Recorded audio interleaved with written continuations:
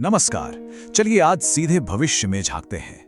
बात होगी 2026 के टेक वर्ल्ड की, जिसकी कहानी पता है आज ही लिखी जा रही है। तो तैयार हो जाइए। और शुरुआत ही करते हैं एक बहुत बड़े सवाल से।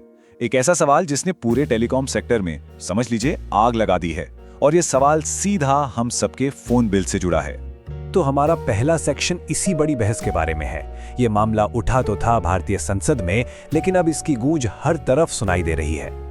तो ये है वो सवाल जो संसद में पूछा गया और बस यहीं से सारी बहस शुरू हो गई। बात बहुत सीधी सी है कि भाई जब कोई अपना फोन रिचार्ज नहीं करा पाता तो उसकी इनकमिंग कॉल्स क्यों बंद कर दी जाती हैं? क्या कॉल उठाना भी रिचार्ज पर डिपेंड होना चाहिए? अब देखिए, इस बहस में ना दो अलग अलग साइड्स हैं, बिल्कुल आमने सामने। एक तरफ लोग कह रहे हैं कि कॉल रिसीव करना तो एक बेसिक राइट, एक बुनियादी अधिकार होना चाहिए। वहीं दूसरी तरफ जियो, एयरटेल जैसी कंपनियां कहती हैं कि भाई नेटवर्क चलाने में खर्चा आता है तो सर्विसेज मुफ्त में कैसे दे दें।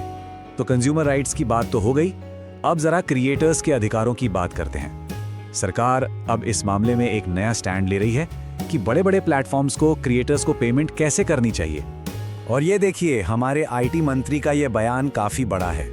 उनका साफ कहना है कि YouTube और Instagram जैसे जो बड़े प्लेटफॉर्म्स हैं, उन्हें अपनी कमाई का एक बराबर का हिस्सा उन क्रिएटर्स को भी देना चाहिए, जिनकी वजह से ही तो लोग इन प्लेटफॉर्म्स पर आते हैं, है कि नहीं? तो आखिर ये फेयर शेयर पॉलिसी है क्या भला? देखिए, सीधे साधे शब्दों में कहें तो ये एक ऐसा नया नियम लाने का प्रपोजल है जो ये पक्का करेगा कि विज्ञापनों से जो भी कमाई हो रही है वो प्लेटफॉर्म्स और क्रिएटर्स के बीच ज्यादा फेयर तरीके से, मतलब बराबरी से बटे। अच्छा, अब जरा हार्डवेयर की दुनिया में चलते हैं। स्मार्टफोन फोटोग्राफी में ना एक बहुत बड़ी छलांग लगने वाली है।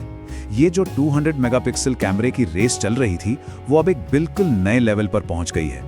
हुआ ये है कि Realme GT9 Pro के बारे में कुछ खबरें लीक हुई हैं, और खबर ये है कि इसमें एक नहीं बल्कि डुअल, मतलब दो 200 मेगापिक्सल के कैमरे हो सकते हैं। सोचिए जरा, ये तो गेम ही बदल देगा।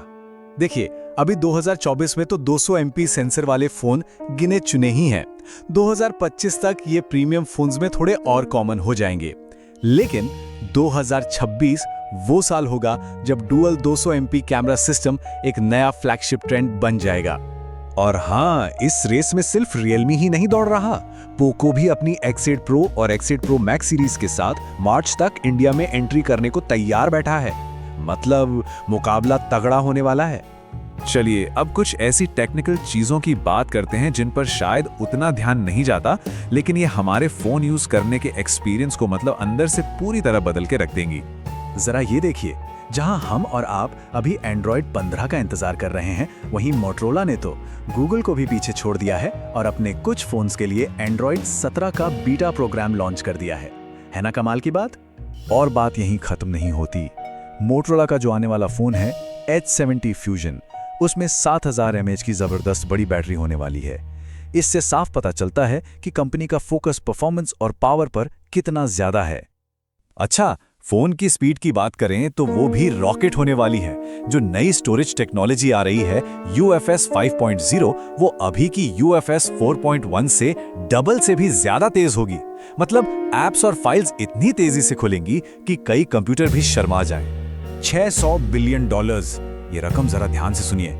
इतना पैसा गूगल, माइक्रोसॉफ्ट और मेटा जैसी बड़ी बड़ी कंपनियां सिर्फ एक चीज पर लगा रही हैं, आर्टिफिशियल इंटेलिजेंस यानी AI, और इसका सीधा असर हम सब पर पड़ेगा। तो इसका मतलब क्या हुआ? इसका मतलब यह है कि आने वाले डिवाइसेस को पावरफुल AI चलाने के लिए ज्यादा रैम और बेहतर प्रोसेसर चाहिए होगा। और नतीजा ये कि हम सब के लिए फोन और दूसरे गैजेट्स और भी महंगे हो सकते हैं। चलिए अब आखिर में जरा फोन के डिजाइन और लुक की बात करते हैं। यहाँ फोल्डेबल और मॉड्यूलर फोन भविष्य की एक बिल्कुल नई तस्वीर बना रहे हैं।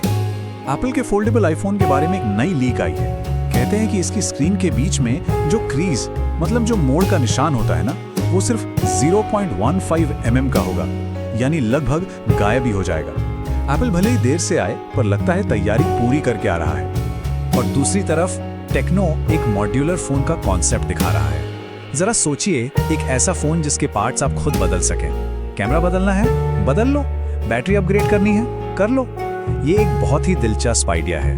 तो कुल मिलाकर जैसा कि हमने देखा, साल 2026 टेक की दुनिया के लिए एक बहुत बड़ा टर्निंग पॉइंट होने वाला है। फ्री कॉल्स की बहस हो, डुअल कैमरा सिस्टम की रेस हो या फिर एआई की वजह से बढ़ती कीमतें, अगले 2 साल हमारी रोजमर्रा की टेक्नोलॉजी को पूरी तरह से बदलने वाले हैं। और ये सब बातें हमें एक आखिरी और बहुत जरूरी सवाल पर लाकर खड़ा कर देती हैं। जैसे जैसे टेक्नोलॉजी और पावरफुल होती जा रही है, हमारी असली प्राथमिकता क्या होनी चाहिए? क्या हमें सबसे नई, सबसे बेहतरीन इनोवेशन चाहिए, या फिर हमें ये पक्का करना चाहिए कि टेक्नोलॉजी सबकी पहुंच में हो, सस्ती हो? सोचने वाली बात है।